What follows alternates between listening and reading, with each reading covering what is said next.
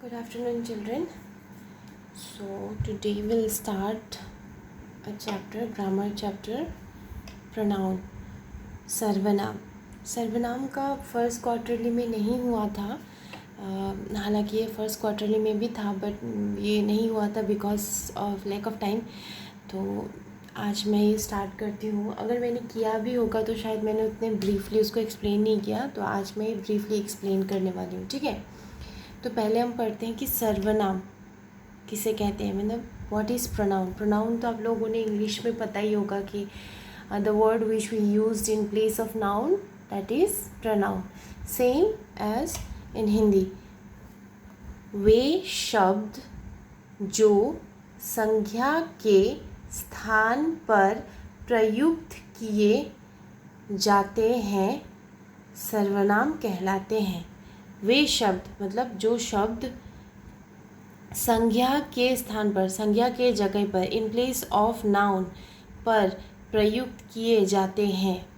In place of noun we use the word which we used in place of noun. प्रयुक्त मतलब use किया जाता है, उसे सर्वनाम कहते हैं. ठीक है. जैसे कि मैं, तुम, वह, जो, सो, कोई, कौन, वही आदि. ठीक है. तो इन इंग्लिश जैसे कि I, myself, whose, whom, he, she, us, we, you, ये सारे जैसे कि प्रोनाउन होते हैं, वैसे ही यहाँ पे हिंदी में मैं, तुम, वह, जो, सो, कोई, ये सब प्रोनाउन के वर्ड्स हैं. ठीक है. अभी हम देखेंगे सर्वनाम के कितने भेद हैं. सर्वनाम के कितने भेद हैं? सर्वनाम के 8 भेद हैं, मतलब 8 टाइप्स हैं. ठीक है. तो 8 टाइप्स में पहले क्या है? पर्सनल नाउन, पुरुषवाचक सर्वनाम. क्या है? पुरुषवाचक सर्वनाम. इंग्लिश में से क्या कहते हैं? Personal pronoun. अब पुरुषवाचक सर्वनाम मतलब पर्सनल प्रोनाउन मतलब क्या है? पर्सनल प्रोनाउन वो है वो शब्द जो मनुष्य, पुरुष तथा स्त्री के लिए प्रयोग किए जाते हैं. वो शब्द जो मेल या फीमेल के लिए, मतलब मनुष्य, इंसान के लिए यूज़ किए जाते हैं, पर्सनल यूज़ किए जाते हैं, मेल या फीमेल के लिए यूज़ किए जाते हैं, उन शब्दों को हम पुरुषवाचक सर्वनाम कहते हैं और इंग्लिश में पर्सनल प्रोनाउन कहते हैं. जैसे कि मैं, मेरा, मुझको, मेरी, हम, हमारा, हमें आदि. वी, आस, उसके बाद मैं, आई, माई सेल्फ, माइन, ये सारे वर्ड्स जो है वो पर्सनल प्रोनाउन के होते हैं और पुरुषवाचक सर्वनाम के होते हैं. ठीक है. तो पुरुषवाचक सर्वनाम किसके लिए यूज़ होते हैं? मनुष्य के लिए यूज़ होते हैं, मेल या फीमेल के लिए. ठीक है. उसके बाद नेक्स्ट है प्रश्नवाचक सर्वनाम. प्रश्नवाचक मतलब इंग्लिश में इंटरोगेटिव प्रोनाउन. Interrogative pronoun. ठीक है. इंटरोगेटिव से तो इजीली समझ में आता है, मतलब क्वेश्चनिंग. क्वेश्चनिंग वर्ड्स जो होते हैं प्रोनाउन में, अभी उसको डिटेल में पढ़ेंगे. इंटरोगेटिव प्रोनाउन जो शब्द संज्ञा के स्थान में पर प्रयुक्त होकर प्रश्न करते हैं. जो word, the words which we used in place of noun, और जिससे हम प्रश्न पूछ सकते हैं. इन प्लेस ऑफ नाउन में उसको पुट कर कर हम क्वेश्चन अराइज कर सकते हैं. उन वर्ड्स को हम क्या कहेंगे? Interrogative pronoun. जैसे कि कौन आया था? Who came. हु. किसका पुस्तक है? Whose book is this. Whose. तो ये किसका, किसका पुस्तक है, ये किसका हो गया? Interrogative pronoun. कौन आया था? कौन हो गया इंटरोगेटिव प्रोनाउन. कौन, किसका, ये सब भी जब भी हम पूछते हैं तो ये क्या आता है कि हम किसी के बारे में पूछ रहे हैं, है कि नहीं. It reflects a person which means noun. It reflects always noun. तो समझ में आ रहा है आप लोगों को? ये हो गया प्रश्नवाचक सर्वनाम। पहले था पुरुषवाचक सर्वनाम, उसके बाद प्रश्नवाचक सर्वनाम। अब है नीचवाचक सर्वनाम। नीचवाचक सर्वनाम क्या है? इंग्लिश में इसको रिफ्लेक्सिव प्रोनाउन बोलते हैं। क्या बोलते हैं? Reflexive pronoun. और हिंदी में नीचवाचक सर्वनाम। नीचवाचक सर्वनाम क्या होता है? जो शब्द पुरुषवाचक सर्वनाम अथवा संज्ञा शब्द के नीचपन का ज्ञान करता है उसको नीचवाचक सर्वनाम कहते हैं। तो जो वर्ड पुरुषवाचक मतलब ये पर्सनल प्रोनाउन को या फिर नाउन का खुद को नीचपन मतलब ओननेस ज्ञान कराता है, अपने आप को ही बोल रहे हैं, वो वाला जो ज्ञान कराता है, उन सब को नीचवाचक सर्वनाम कहते हैं। जैसे कि राम ने यह खत स्वयं लिखा। देखो यहाँ पे राम ने मतलब इसमें इंग्लिश में हम लिखेंगे तो Ram wrote this letter by himself. ये जो हिमसेल्फ हो गया, देमसेल्फ हो गया, माई सेल्फ हो गया, ये सारे वर्ड्स है रिफ्लेक्सिव प्रोनाउन, नीचवाचक सर्वनाम। राम ने यह खत स्वयं लिखा। स्वयं जो है ये हो गया, स्वयं मतलब इसी को, राम को ही समझा रहा है ना, राम को ही समझ में आ रहा है कि राम ने ही ये लिखा। स्वयं मतलब राम ने ही लिखा, तो ये हो गया नीचवाचक सर्वनाम। ठीक है।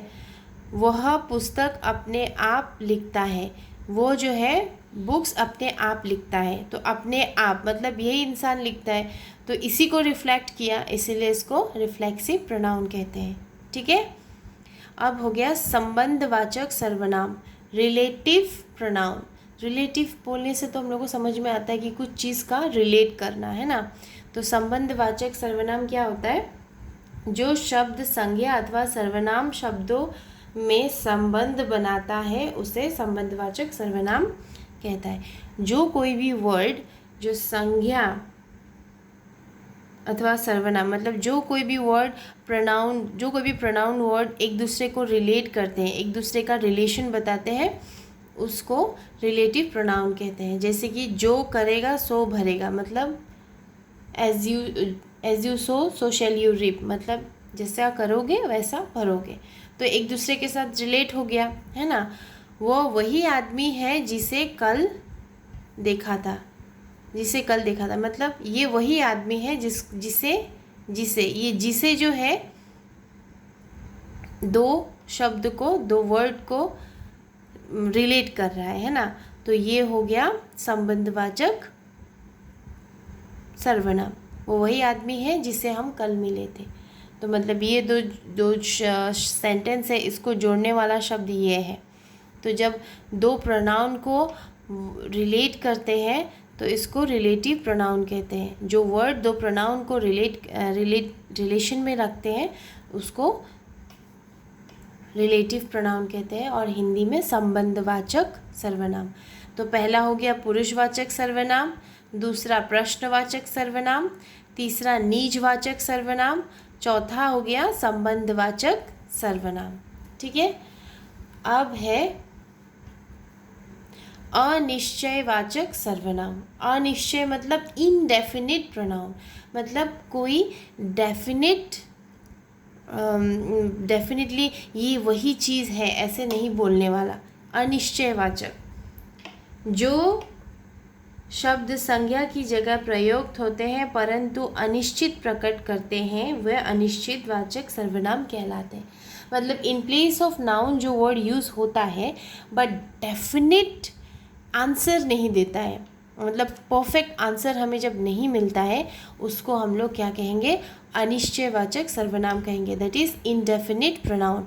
कोई उधर जा रहा है, कोई मतलब कौन जा रहा है, हम लोगों को परफेक्टली आंसर तो नहीं मिला है, मतलब बेनिफिट ऑफ डाउट में हम बोल रहे हैं कोई उधर जा रहा है, तो ये कोई हो गया अनिश्चयवाचक सर्वनाम। किसी ने तुम्हें आवाज़ दी, किसी ने, किसने दी पता नहीं, तो ये किसी हो गया अनिश्चयवाचक सर्वनाम। इन इंग्लिश मतलब समवन इज़ कॉलिंग यू, वो जो समवन हो गया, हम लोग तो नहीं पता है हु इज़ दिस समवन, है ना, तो ये समवन हो गया इनडेफिनिट प्रोनाउन।